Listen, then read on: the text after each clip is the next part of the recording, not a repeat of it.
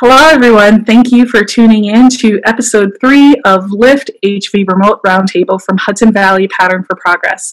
A new episode of this Remote Roundtable is available every Wednesday at noon, featuring conversations surrounding professional development, leadership, communication, and connection. I'm Dr. Marissa Moore. I'm a counseling psychologist and assistant director of counseling services at Marist College. I'm also an adjunct professor for their mental health counseling program. I provide consultations and speaking engagements on inclusive leadership, self-care, and self-compassion. I'll be moderating today's panel discussion about prioritizing mental health. We find ourselves in this unprecedented time of change and uncertainty as we are facing this global pandemic. With social distancing practices in effect, a world of remote connectivity and isolation, as well as major economic disruptions and a barrage of news information, many of us are finding ourselves on an emotional roller coaster. So today we're going to be talking with mental health professionals as well as mental health adjacent professionals to discuss the impacts of these strange times on our mental health, inequities to access in mental health services, as well as some ways to cope in the midst of this crisis. So I'm really excited to be here today with the folks joining us on this panel.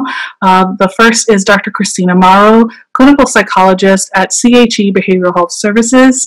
We also have John A. Asuncion, LMHC, therapist and founder of Counseling Right Now, LLC. And we have Danielle Kolachik, CEO of dKol Femme project.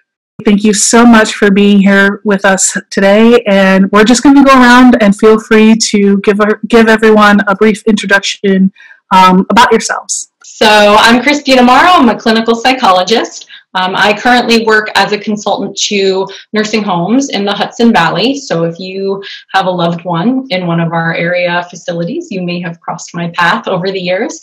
I've also worked doing some teaching. I've worked in research as well. So I'm excited for this conversation and to hear from some colleagues here about different perspectives as we kind of all approach this together.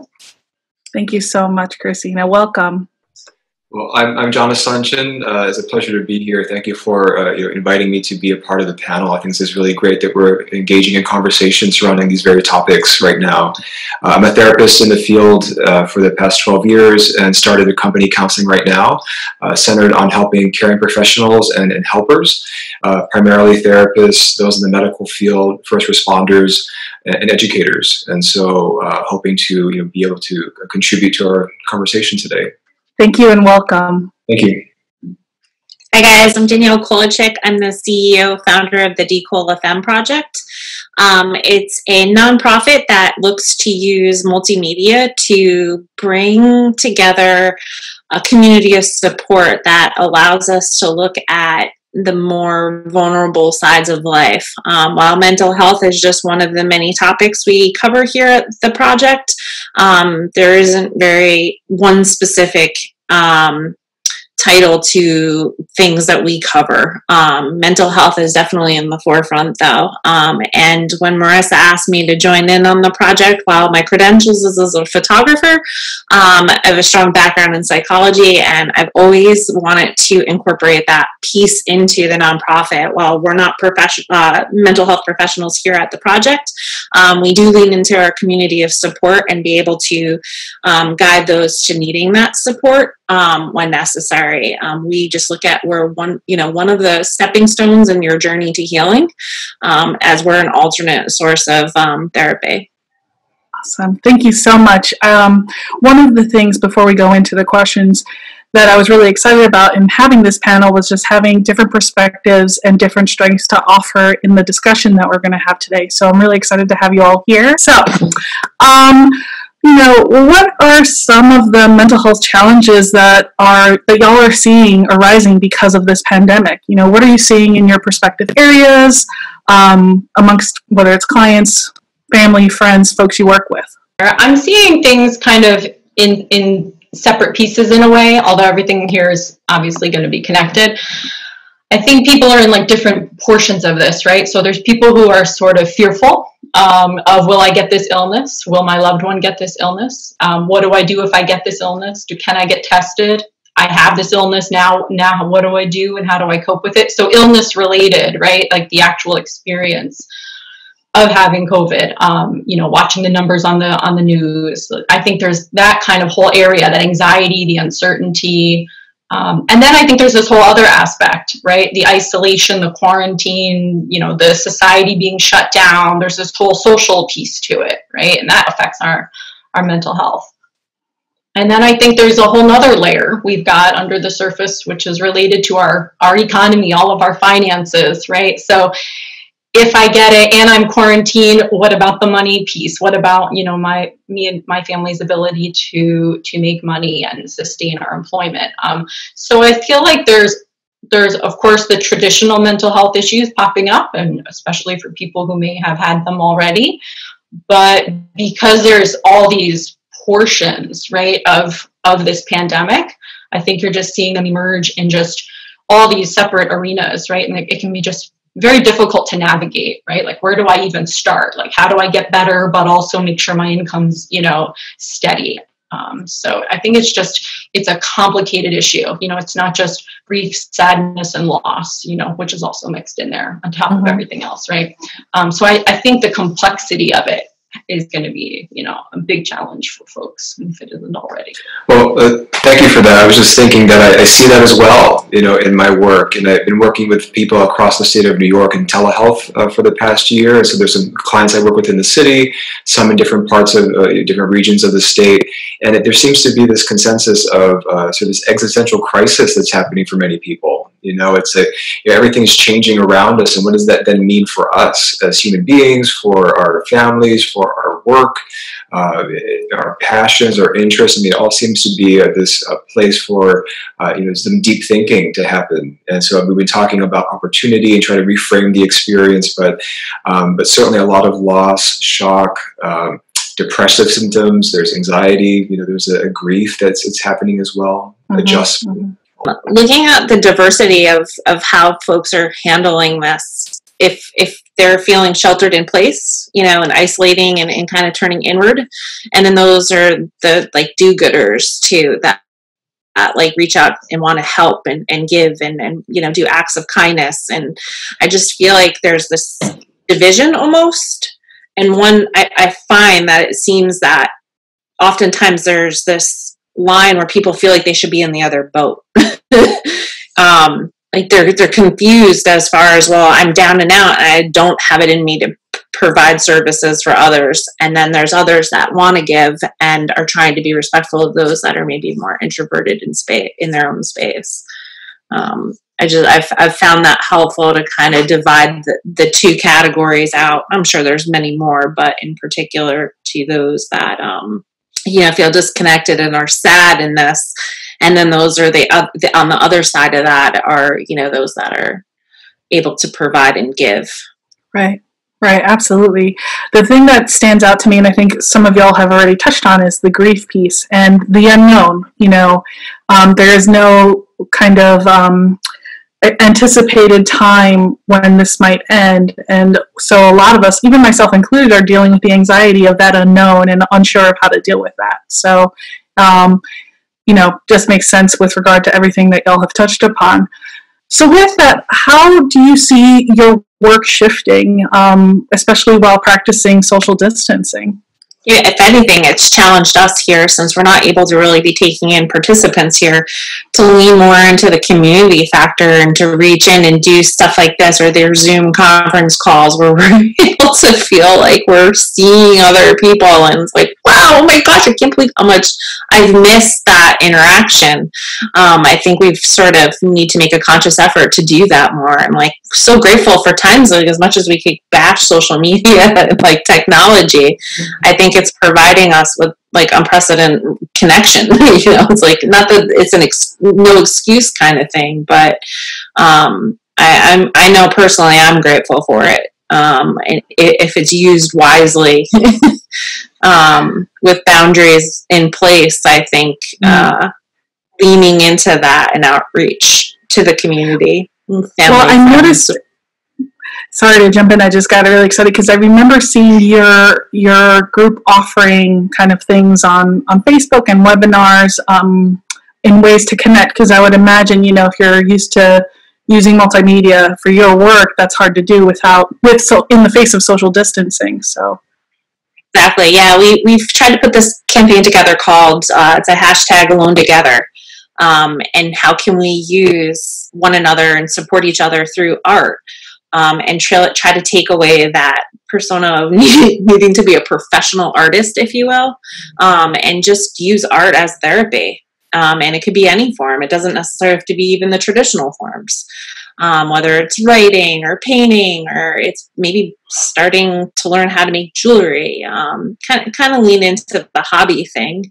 However, utilize conversations. Like we just recently had a call the other day on it, and it was ironic. Somebody was interested in painting and the other person was interested in writing, but they were like, oh wow, what happens if we put these two ideas together? And it was actually not a painting, I'm sorry, it was a photograph. I had mentioned something about taking a picture of guitar strings, and the other person that was in the call had mentioned, it was like, wow, like there's so much interest there. There's legit intentional space between each guitar string, and it needs for vibration, and like it then sparked this whole other interest thing about harmony and needing to be alone together. And it was just like neat how he was then going to take a poem and maybe we could overlay it on a photograph. And it was just like that collaboration thing, and just being in a room full of people that are creative that could just continually spin off of one another.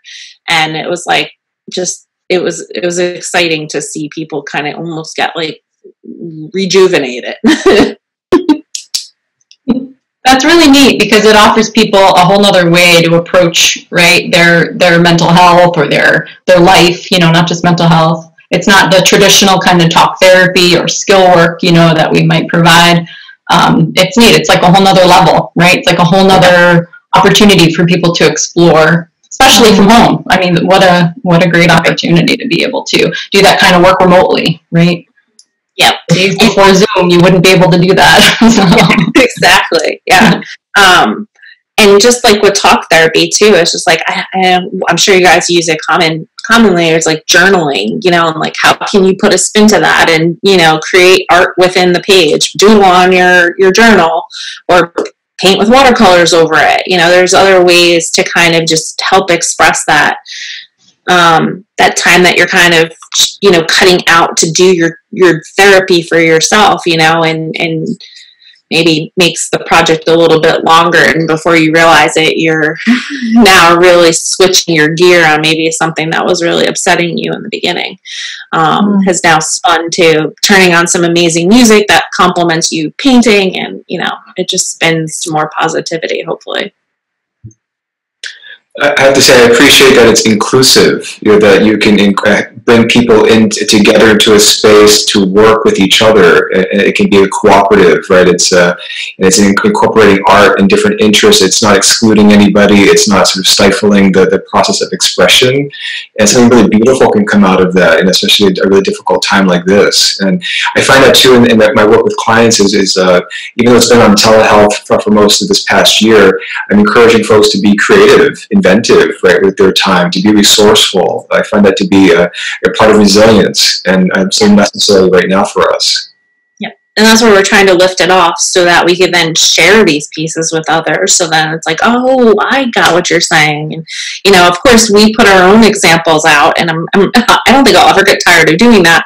However, it's nice when you see the community come together and you're able to kind of do, a portfolio unveiling, if you will, of what people have, collaborated on. That's wonderful. I was just going to chime in. My work has done like a total 180.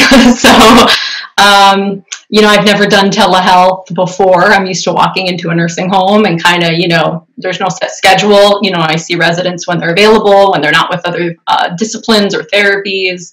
It's very fluid, I can change my schedule as I need to.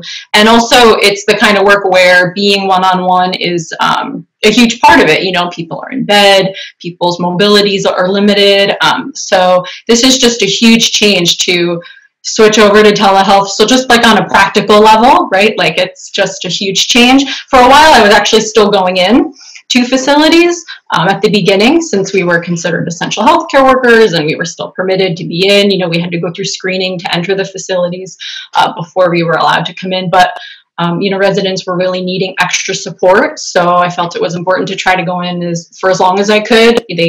They restricted visitation quite a while back, so residents were really in need of extra support. But as the numbers of cases started rising, I just felt it was kind of time to switch over, just as a precaution, especially as I'm a clinician that travels to multiple facilities. So I just felt it was best to change over. But it's a challenge, especially among the elderly doing telehealth. I'm asking everyone, have you ever done this before? And they're all like, no, we've never done this. They're like knocking on the screen, some of them. They're a little bit confused as to like why can't I come in the room? And they laugh and we laugh, and it's kind of this silly new thing we have to do because there's a global pandemic, right? Like that's the undercurrent. Other folks who've come in for maybe short-term rehab, they have their own device. They're already doing, Skype with families. They can just jump right in. But it's a huge transition for someone in my role to go from, that day-to-day, lots of action and activity, getting a lot of information from a team and a staff, and then completely like being alone in a room in my house, and asking someone to bring a tablet around for me so we can get to everybody. It's just a huge transition, and not just the practical elements, but even the content of work, what we're talking about day to day. Issues of mortality now. What if I get this? I'm older, I have health issues. I'm probably going to be one of those people they talk about on the news, Am I okay with that? Am I not okay with that? What if I go to the hospital? So the content of the work, I feel like, has shifted a lot, but also just the day-to-day. So it's almost like I'm doing this whole different job with the same folks I already was. It's been very interesting from my perspective.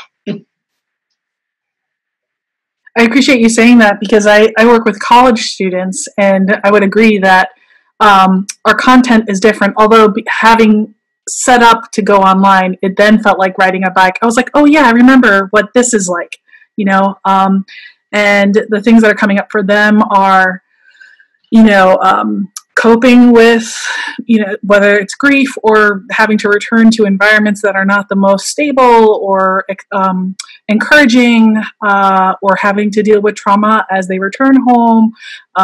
Some students have gone back to their home countries where mental health access is not the same. And so it's interesting that, we're in this, like, these different realms, but we're experiencing that. Yeah.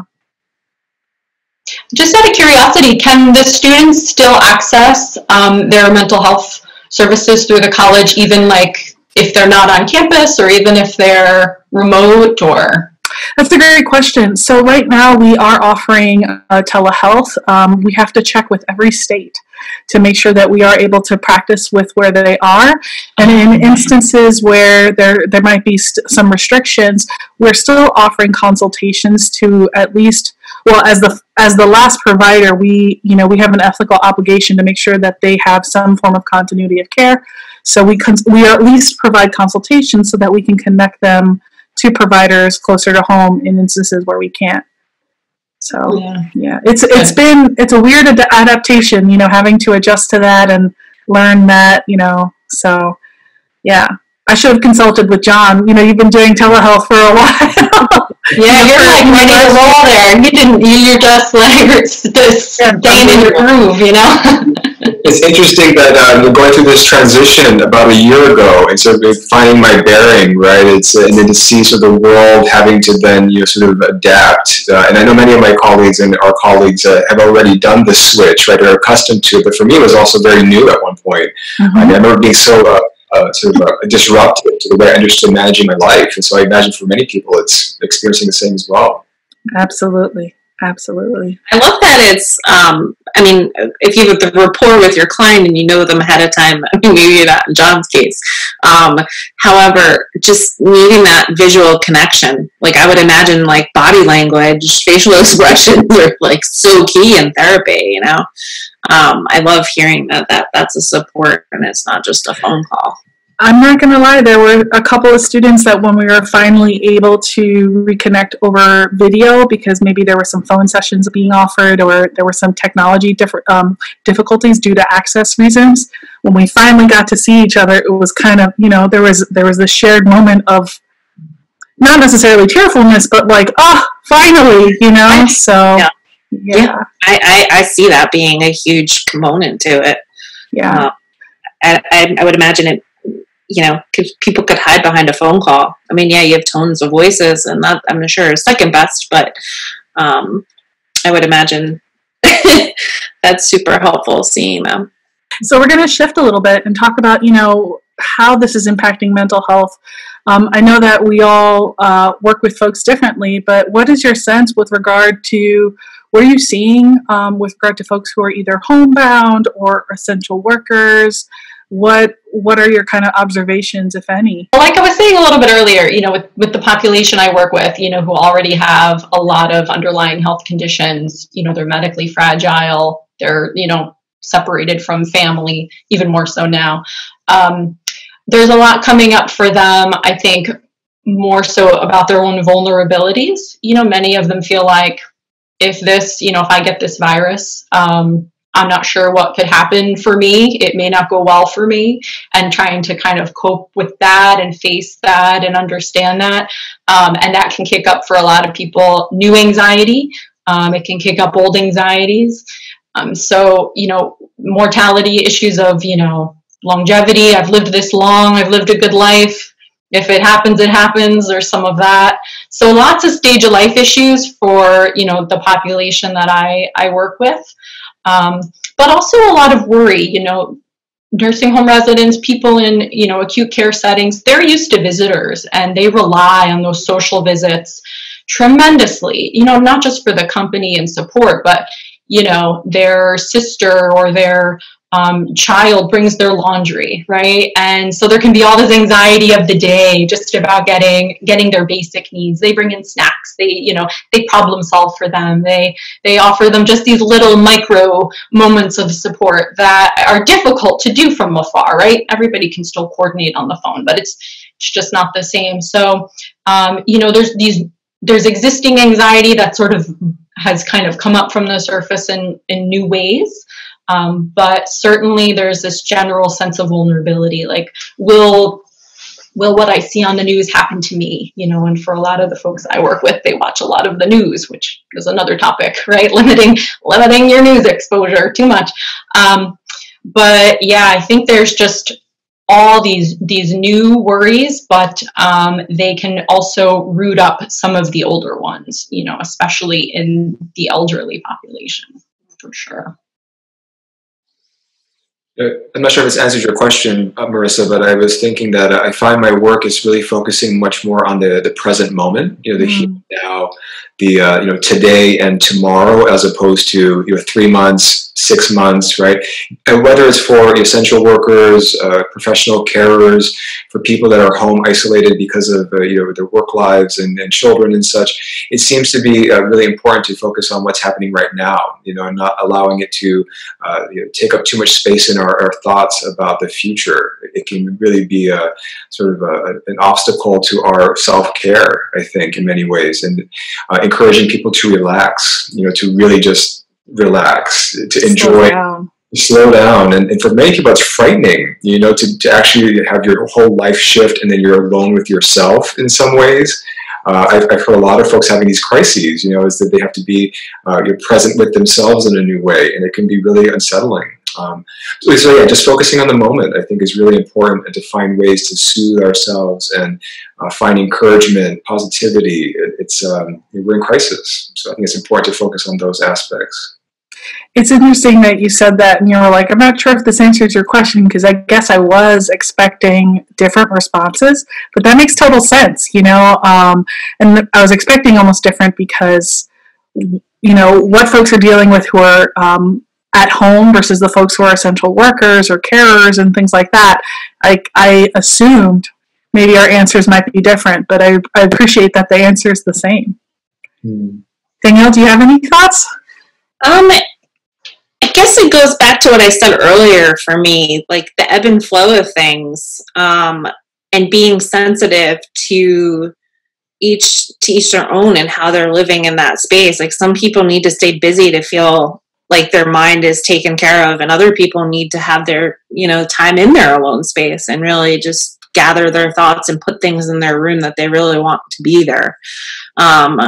So I know because I'm working with a much more diverse population, I kind of always just want to make sure am I covering all bases when it comes to that, because I think it's easy to identify with someone being, it's like, oh, well, I'm homeschooling my kids now, or I'm working from home and balancing the kids, or I'm alone. I have nobody in my home.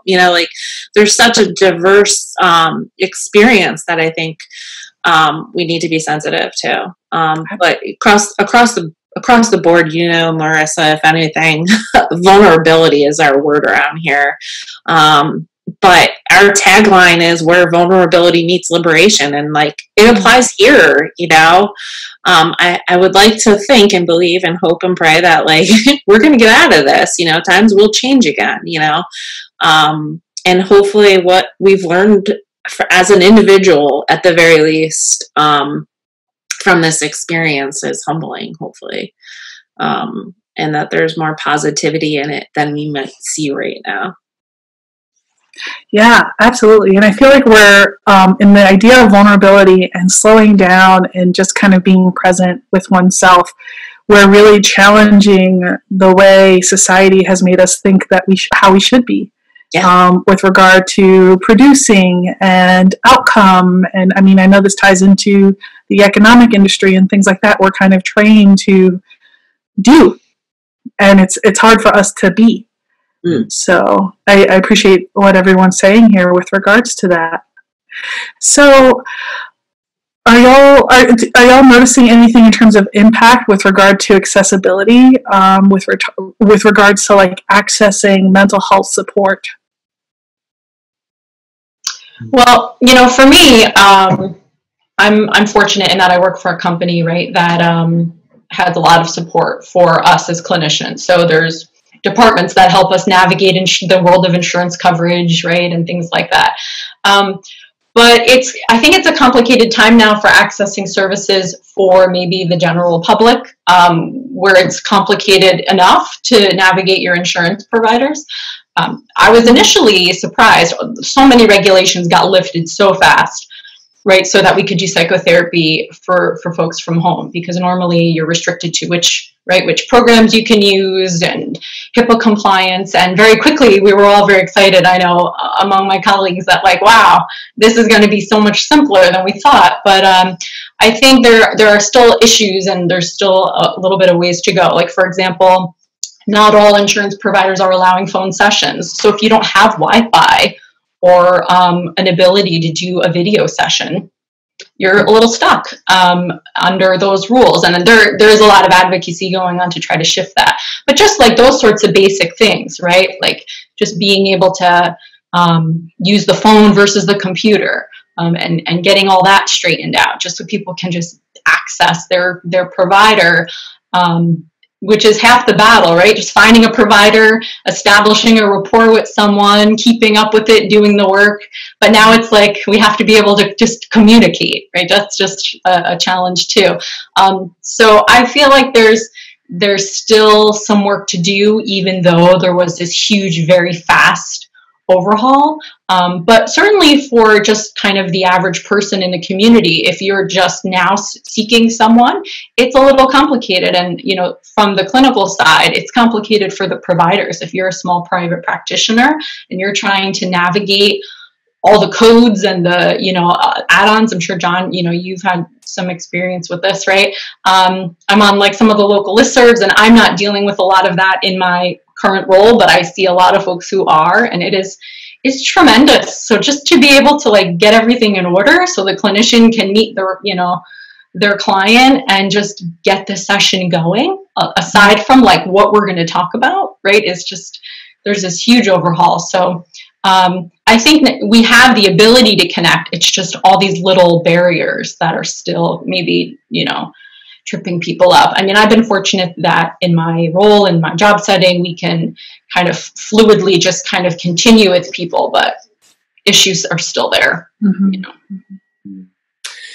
Yeah, thank you. I was just thinking about how, for many folks, the ability to access services because of money is a big issue, right? Many people have lost their jobs, they're furloughed, and so I'm sure there are a lot of people that we're not seeing that would really probably benefit from being part of a therapeutic relationship. And I've been thinking about this with folks that I'm working with, and really encouraging them to be supportive to other people, their friends, their family, and trying to really maximize our own capacity as human beings to be kind. I think that's really important right now. But also I'm remembering that the state of New York, there are, I think, 6,000 maybe, I might be misquoting this number, but mental health professionals that volunteer their time, and there's a 1-800 number that folks can call to set up a free appointment.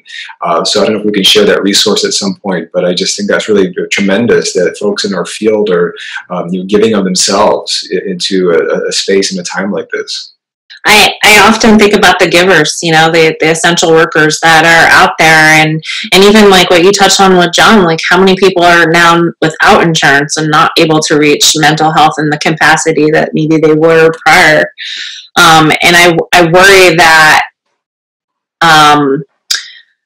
as Marissa knows, the word conduit, they're dealing with such tremendous stress right now. I'm just concerned for their well-being and making sure, they're making space for others, but are they taking care of themselves in a way that they're able to, detox and recycle, quick enough to be able to handle it and them come out from this well.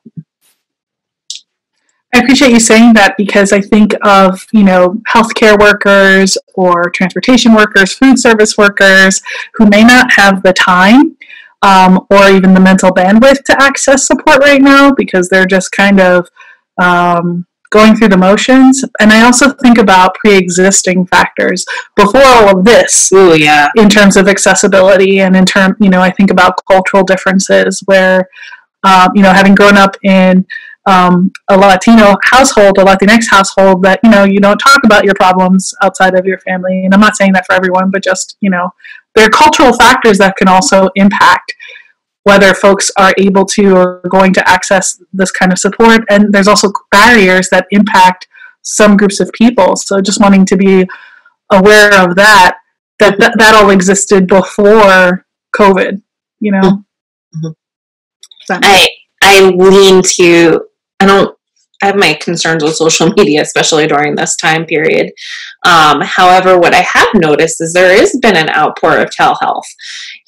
So many of the doctor's offices that my own family has been affiliated with, I've noticed them really push forward. And now it's like, I almost like I think of my pediatrician's office, and they're doing like live calls too, and just like interviewing one another and getting really feel like you get to know the practitioners.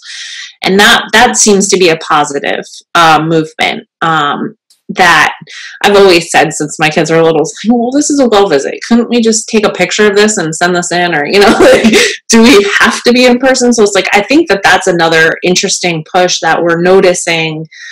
We could do this. This works in this time period, even though it came out of necessity right now. But with that being said, in the times, much like counseling, we can make space just from a distance. So I'm, as a provider myself, Danielle mentioned worrying about the caretaker. So this is probably a good segue into that. I've noticed an increase in my own anxiety and grief while trying to hold space for my clients. And I don't see that as something I'm only experiencing. I think we're all figuring that out for each other. And I'll be transparent that even just doing this and talking about it can stir up a little bit of that anxiety as well, although I'm very excited to be here too. It's an and. So with that, it's hard to practice what we preach, right? And I'm just curious, how is this impacting you all? How are you doing? How much time do we have to answer that? Sit on our couch. You know, for me, this all kind of started out as, you know, just kind of continuing about my daily life, daily work, you know, but kind of focusing on what was going on in the content, you know, of my work. But then it quickly became, you know, having to make a lot of decisions for how long was I going to go into work? When was the right time to stop? You know, what about my own exposure? What will happen in our area? So just trying to take it like day by day and trying to figure out, what am I going to do today? And, you know, when will I decide to change over to telehealth? But, you know, just that anxiety that I think clients experience, we experience too. You know, will I get the virus? Will my loved one get the virus? You know, just those basic kind of worries. How will things go day to day with our jobs and our lives? I was exposed to COVID-19 and didn't know if I was going to contract it. So I had to go get a test and was lucky enough to be able to A, get a test, and B, my results came back negative, which was nice. I was one of the lucky ones. But that anxiety of not knowing, right? How long will it take to get it back? What if I have it? How bad will it be? You know, and then simultaneously working with clients who have like the same exact fears. It's just tremendous. Like everyone's dealing with these similar issues, even though everyone's in a very different, you know, aspect of it. But there's just kind of worry, I feel like, everywhere you turn. But then there's these moments of like, okay, all right, it's all right. You know, things will be fine. There's support here. There's lots of people, like you said, helping, you know, the old, is it Mr. Rogers who said to look for the helpers, you know, when there's a crisis, you know, to always look to see who's helping and the outpouring. And I've even talked about this a lot with clients, you know, that when they're watching the news, to pay attention to the amount of people volunteering, the amount of workers coming into the state, you know, all the outpouring of support. So you're not just focusing on what's going to happen and what could happen, but what's actually happening right now, you know, where the support is and who's helping who, because there's just so much uncertainty to all of it, right? For me, it's setting boundaries, you know, knowing about the fear and the rabbit holes you could easily go down when it comes to all of this. I want to be a realist. I don't want to ignore some of those concerns and fears, but I need to know my triggers, you know, and avoid them for all costs, pretty much. And social media tends to be one for me. While I am a Mr. Rogers fan and looking for the heroes, I really do love that because there are many of them out there. And I appreciate them and I'm grateful for them and I'm thankful to them. But I need to make sure I'm practicing my boundaries, you know, and sheltering myself because I do have anxiety and depression. And I have to be really careful on creating that space for myself. Otherwise, it just spirals and it happens pretty quickly.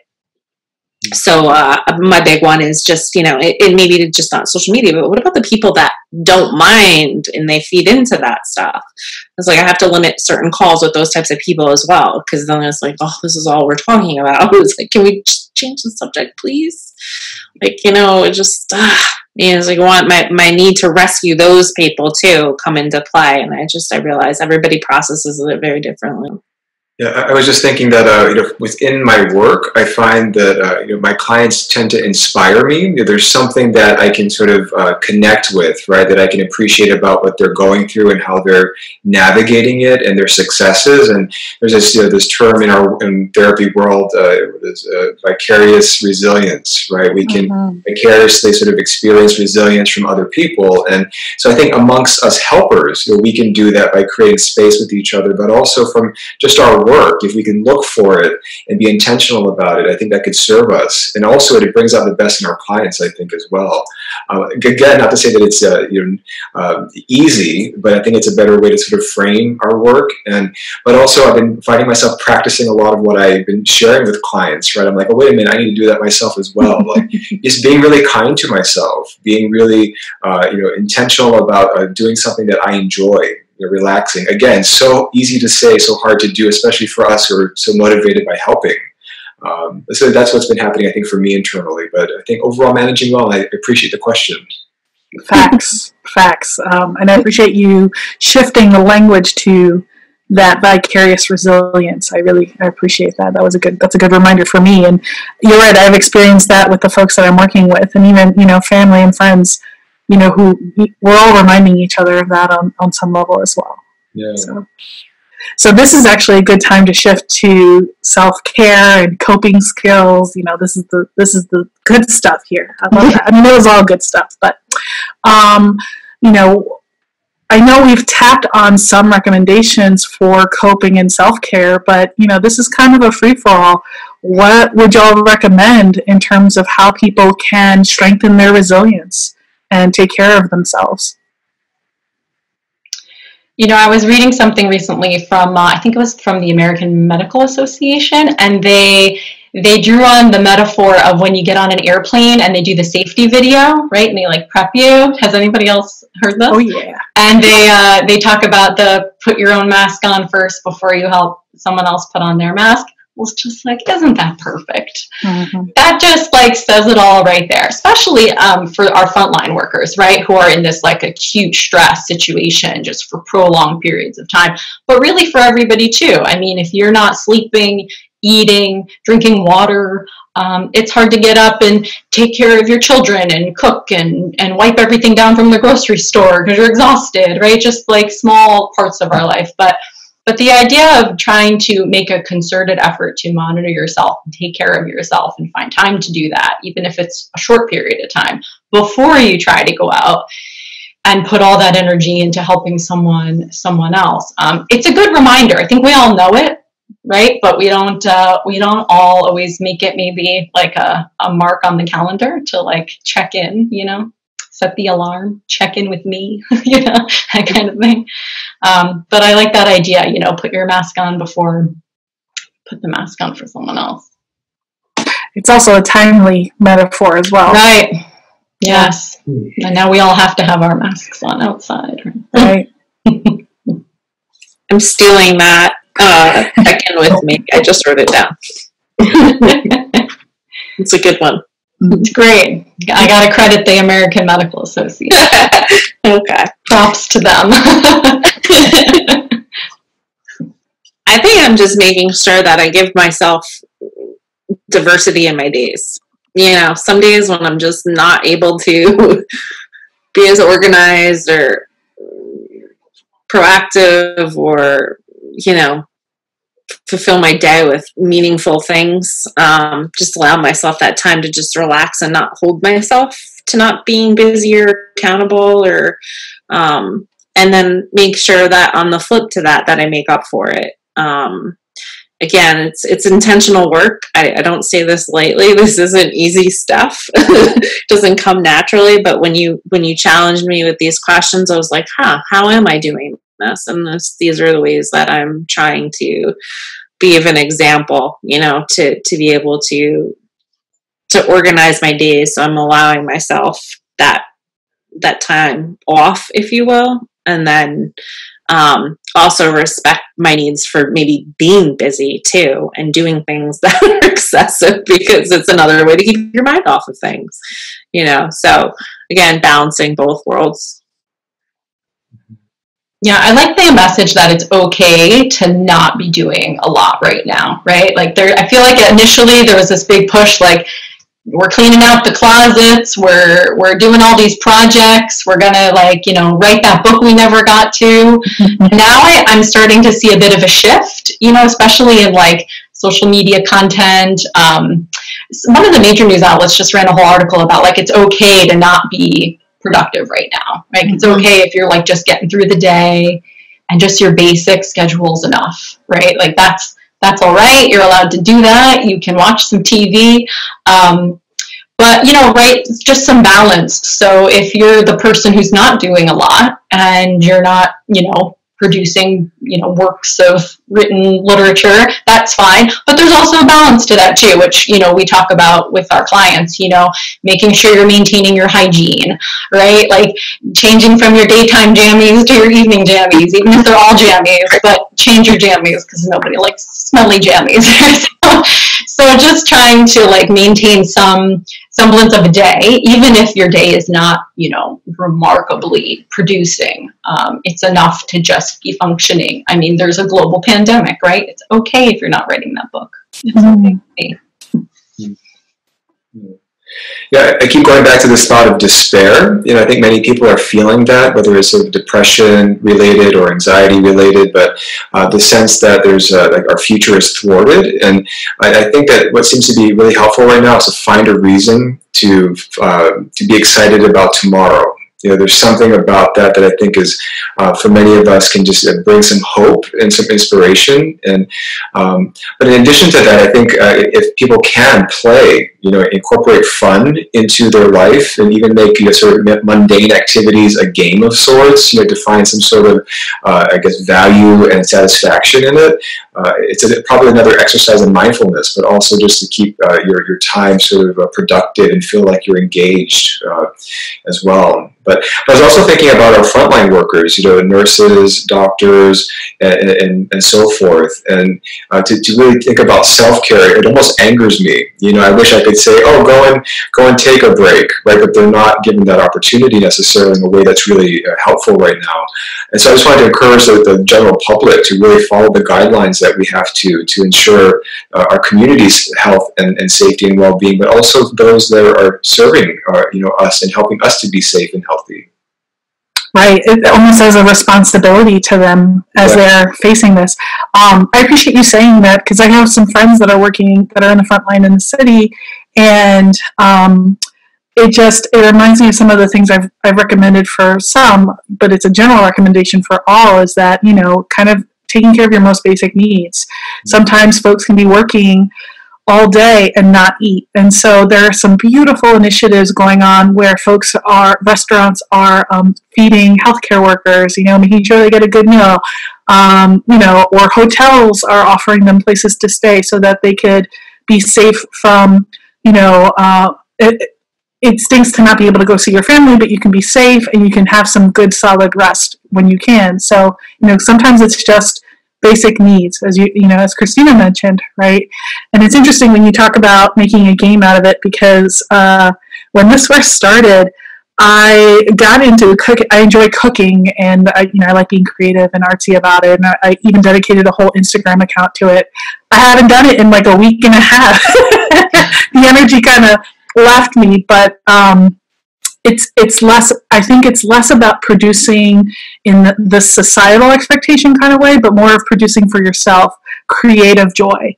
You know, so I'll probably be doing a little more cooking, you know, later this week or something. But doing it for self. And Cristina, what you said earlier, you reminded me of the Marie Kondo messaging of, you know, like, it doesn't bring you joy, let it go. I was doing a lot of that when this started. So, but it's interesting because, as y'all have stated, the messages have shifted.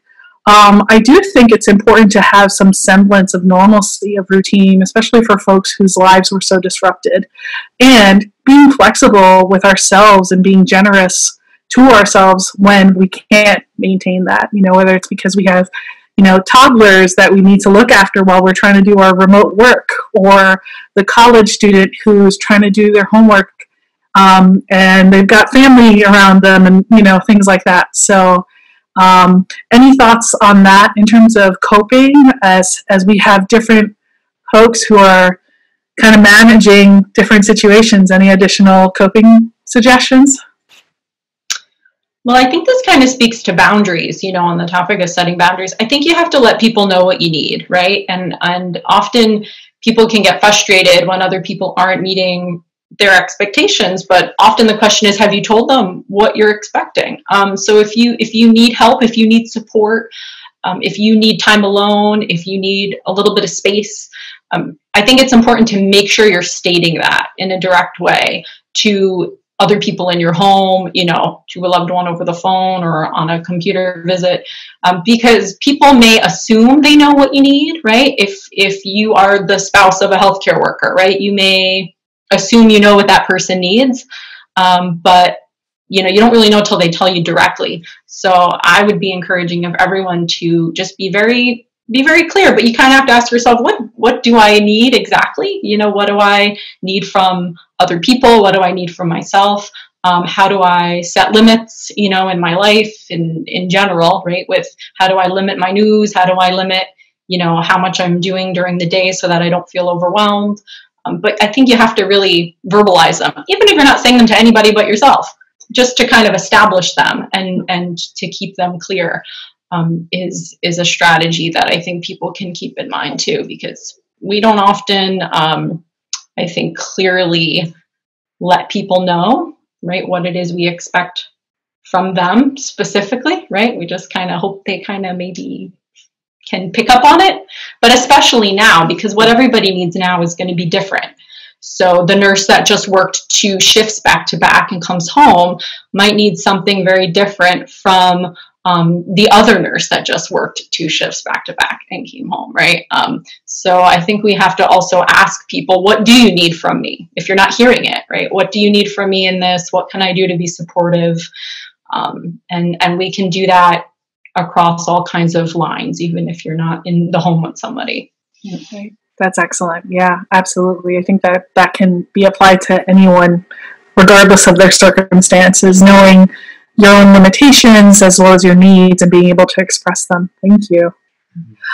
So with that, and kind of keeping an eye on time, any last thoughts, anything that we didn't get to talk about that you're like, let me mention it because, we might have bypassed it, or anything that's important to honor before we wrap things up? I just want to say thank you, Marissa, for organizing this. This is really lovely to share the space with everyone here and to make a connection with colleagues and connections and friends. And I'm just grateful for this space. So thank you for that. Well, I'm grateful to you. I can't take the credit. That's all Pattern for Progress. I'm grateful to them for initiating this, and I'm also grateful that it's allowed us to reconnect on this level, and to meet or reconnect with the other folks here. So thank you for saying that. Absolutely. I just want to highlight, for people, and maybe we could put them up after the talk at the end, but there are so many resources available, especially, I live in Dutchess County, so I know there are lots in Dutchess County, but there are many, all over across county lines. OMH.newyork.gov, through the state, I was just on there today, they have resources for the public, for volunteering, for providers, they're a great outlet. There are so many ways to figure out, where to find what you might need. There are all kinds of programs. There's assistance programs out there. Like, you guys mentioned the New York State Mental Health Hotline. Dutchess County has their own helpline, 24 hours a day, 7 days a week, every day of the year. So if you're needing support, even if it's not mental health support, there's a lot of resources out there. Yeah, I'm going to jump in and say that we'll probably have at the end of this a screen or a slide highlighting some resources, that you're mentioning. So I appreciate that suggestion. Yeah, thank you. Thanks again. I'm humbled by this experience, and it feels like a glimmer of positivity just knowing that, there's the 3 of you out there making a huge difference with your clients and really helping those move through these difficult times. So thank you for including me. I want to say again, thank you for also being here, and because the work you're doing is also important through your organization, and that's how we know each other. It's through your work. So really, it's wonderful to either meet or reconnect with all of you, and it means so much that you would dedicate some time to have this conversation. And yeah, just thank you all so much. Well, I hope that we all continue to practice what we preach, as well as I hope that this conversation helps remind everyone who might be watching this that it is okay to be experiencing a myriad of emotions or a number of emotions.